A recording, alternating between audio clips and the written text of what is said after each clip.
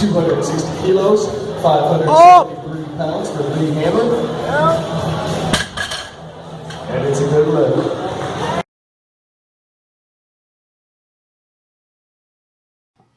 Hey guys, what's up? It's Lee Hammer again. Today we're going to be talking about the Juggernaut Method. Some of you may not be familiar with this training program, so I'm just going to do a brief overview of how it works. It's broken into 4 waves. There's a 10s wave, 8s, 5s, 3s. Each one of those numbers is the number of reps you're going to be doing during your sets in that wave. So the 10s wave, the first one, you're hitting about 10 reps every set. And it's broken into days. There's it's broken into weeks, 4 weeks. You have your accumulation week, and that's the first one. That's just you mastering or practicing hitting 10 reps, but it should be weights that you can hit fairly easy.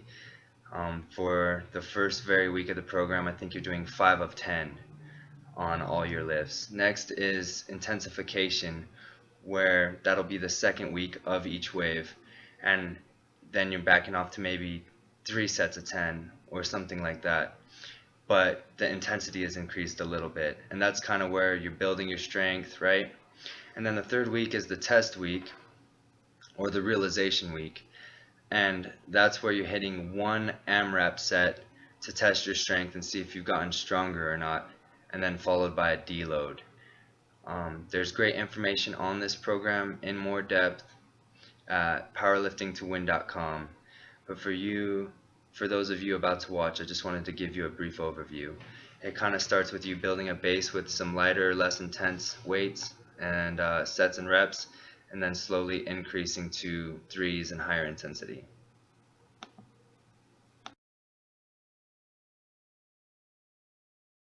Right now we're going to talk about the good.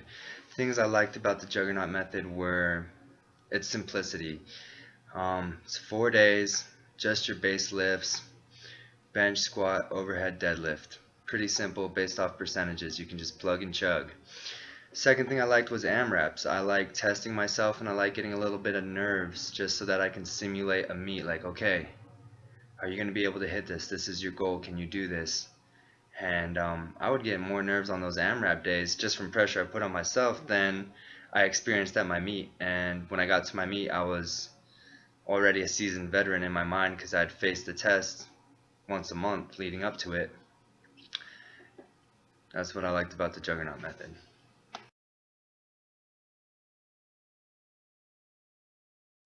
Now, I loved the program, and I'm kind of reaching for some things that I thought might be negatives, and it's probably due to my inexperience running programs that this happened, but I'm very numbers driven. I want to add weight, I want to add weight.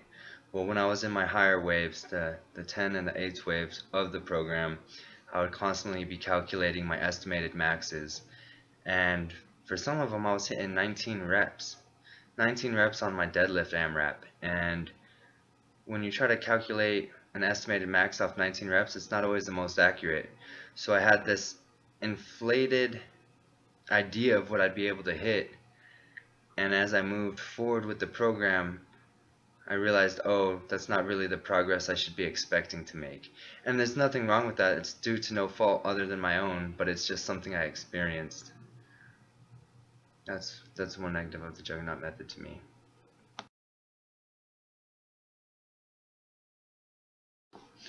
One anomaly or one nuance, one weird thing about the Juggernaut Method that I experienced was some of the higher rep sets were not so much to me a test of my strength other than me learning how to breathe through a 10 rep set, a 8 rep set, because I'd been living in the 5s and unders for about 7 months leading up to it, and it was my first time in the 10s and 8s again. And then somebody kind of coached me. They're like, hey, I hit 3 to 4 quick reps, collect myself, take a real deep breath, hit 3 or 4 more, because what I was doing was I would take a deep breath and then boom, pound it out and take little breaths between reps.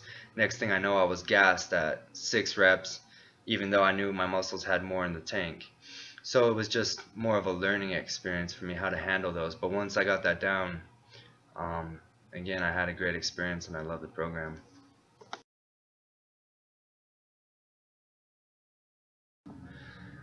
my final thoughts.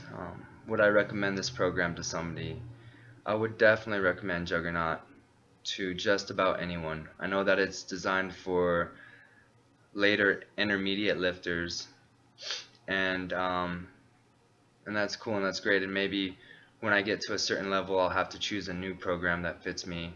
But I like it for the reason that I think it's good for beginners because you're doing sets at 10 and 8, which allow you to practice the movement. You're practicing the squat, you're practicing the deadlift, you're practicing the bench and the overhead, and you're building um, your mechanics for the lift through those higher sets and reps before you're really testing your strength by increasing intensity.